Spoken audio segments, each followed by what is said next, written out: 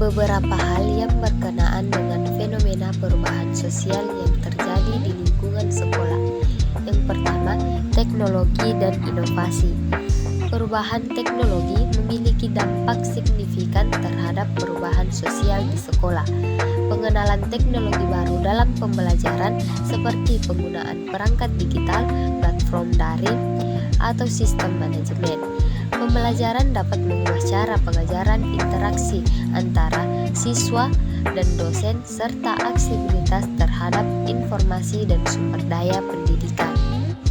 Yang kedua, pola interaksi sosial. Perubahan sosial dapat mempengaruhi pola interaksi sosial di antara siswa, dosen, dan staf di sekolah. Misalnya, perubahan dalam preferensi komunikasi, pola pergaulan, atau pergaulan media sosial. Perubahan ini dapat mempengaruhi dinamika sosial, kolaborasi, dan konflik dalam lingkungan pendidikan. Yang ketiga, kurikulum dan metode pembelajaran. Perubahan sosial dapat mempengaruhi kurikulum dan metode pembelajaran di sekolah. Permintaan akan keterampilan dan pengetahuan yang relevan dengan dunia kerja dan perkembangan dunia teknologi dapat mengarah pada penyesuaian dalam kurikulum. Selain itu, perubahan sosial dapat mendorong pengembangan metode pembelajaran yang lebih interaktif, kolaboratif, atau berbasis proyek. Yang keempat, kebudayaan sekolah. Perubahan sosial dapat mempengaruhi kebudayaan sekolah secara keseluruhan. Nilai-nilai, norma, tradisi, dan identitas kolektif yang dianut oleh komunitas sekolah dapat mengalami perubahan dengan perkembangan sosial dan budaya yang lebih luas. Misalnya, perubahan dalam toleransi inklusi atau pendekatan multikultural dalam lingkungan pendidikan. Selanjutnya, gap antara konsep pendidikan ideal dengan fenomena perubahan sosial yang terjadi di sekolah atau kampus dapat timbul dalam beberapa aspek. Yang pertama, filosofi pendidikan dan tujuan pendidikan. Tokoh pendidikan Indonesia seperti Ki Hajar Dewantara menekankan pentingnya pendidikan yang berfokus pada pembentukan karakter, kebebasan berpikir, dan pengembangan potensi individu. Namun, dalam realitas perubahan sosial yang terjadi di sekolah atau kampus, tujuan pendidikan seringkali lebih terfokus pada pencapaian akademik dan persiapan untuk karir. Yang kedua, penilaian dan evaluasi. Tokoh-tokoh pendidikan Indonesia seperti Muhammad Yamin menekankan pentingnya penilaian yang mencangkup aspek non-akademik seperti sikap, karakter, dan keterampilan sosial. Namun, dalam perubahan sosial, penilaian seringkali lebih terfokus pada hasil akademik dan pemeriksaan standar yang mengukur pemahaman faktual daripada kemampuan kritis dan kreatif siswa. Yang ketiga, inklusi dan keragaman. Konsep ideal dalam lingkungan sekolah adalah menciptakan iklim inklusif di mana semua siswa merasa diterima dan dihargai tanpa memandang latar belakang, etnisitas, atau keberagaman lainnya. Namun, jika terdapat perubahan sosial yang menyebabkan munculnya ketimpangan perlakuan, diskriminasi, atau ketidakadilan terhadap kelompok tertentu, maka akan terjadi gap antara konsep ideal inklusi dan kenyataan di sekolah. Yang keempat, teknologi dan digitalisasi.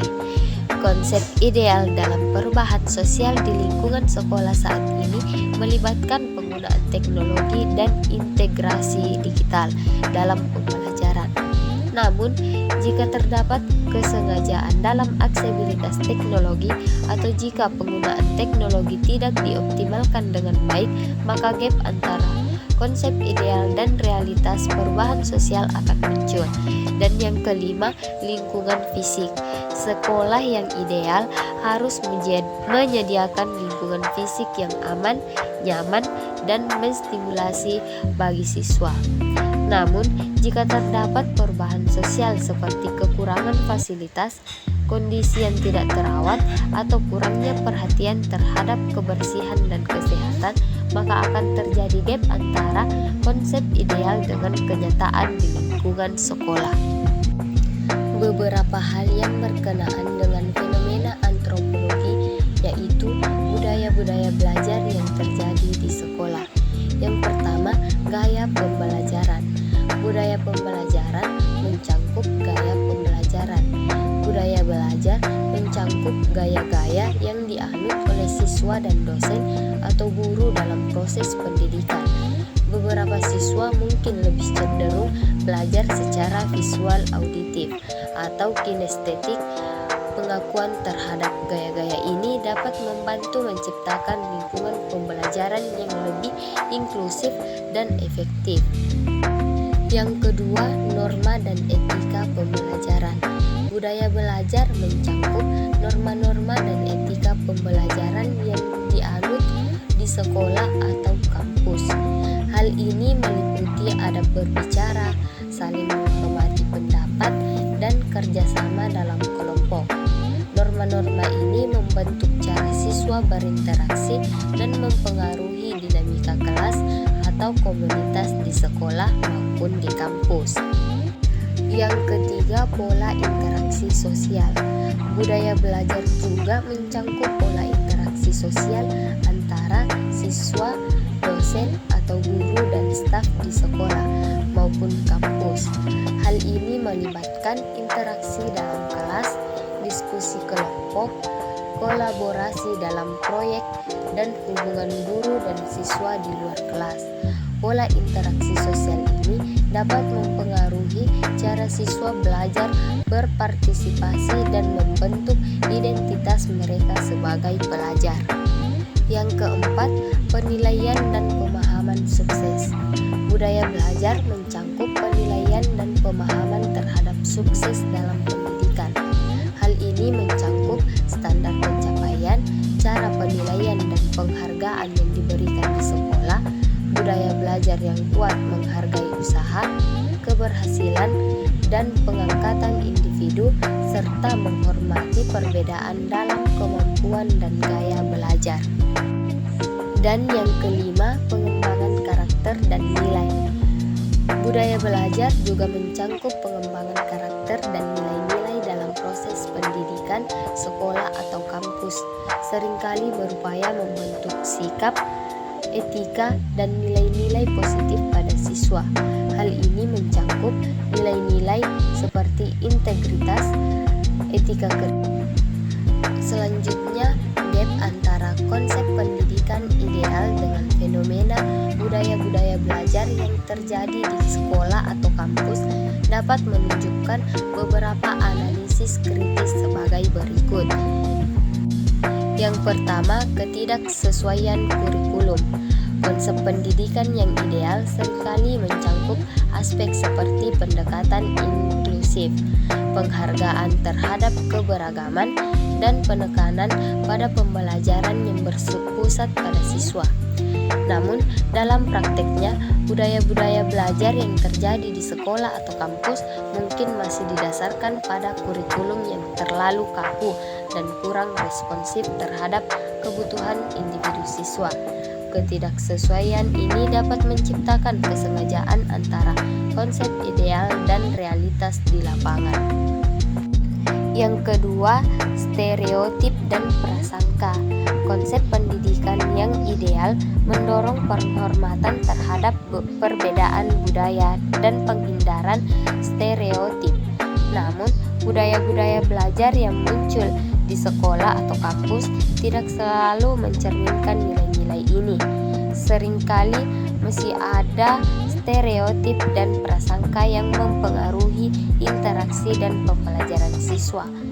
Misalnya, siswa dari kelompok minoritas mungkin menghadapi prasangka atau diskriminasi yang bertentangan dengan konsep pendidikan yang inklusif dan adil. Yang ketiga, tumpang tindih nilai dan norma. Konsep pendidikan yang ideal seringkali didasarkan pada nilai-nilai universal seperti etika, kesetaraan, dan keadilan. Namun, di lingkungan sekolah atau kampus, budaya-budaya belajar yang muncul dapat mencerminkan tumpang tindih nilai dan norma yang berbeda. Misalnya, beberapa kelompok mungkin menganut norma-norma yang menekankan persaingan dan pencapaian individu, sementara yang lain mungkin lebih mementingkan kerjasama dan kebersamaan. Ketidakselarasan ini dapat menciptakan konflik nilai dan norma di dalam lingkungan pendidikan.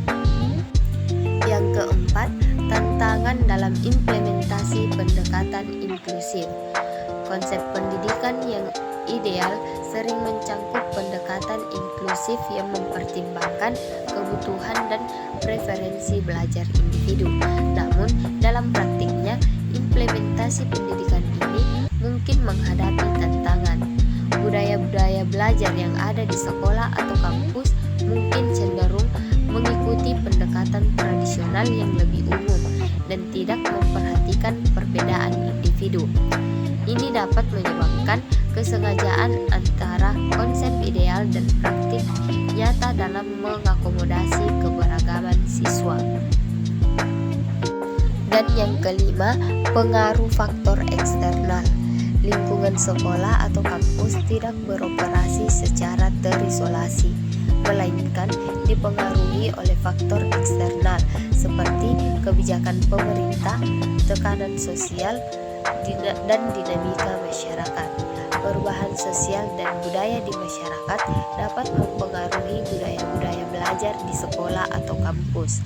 Misalnya, pengaruh media, tren populer, atau perkembangan teknologi dapat mempengaruhi cara siswa belajar dan berinteraksi.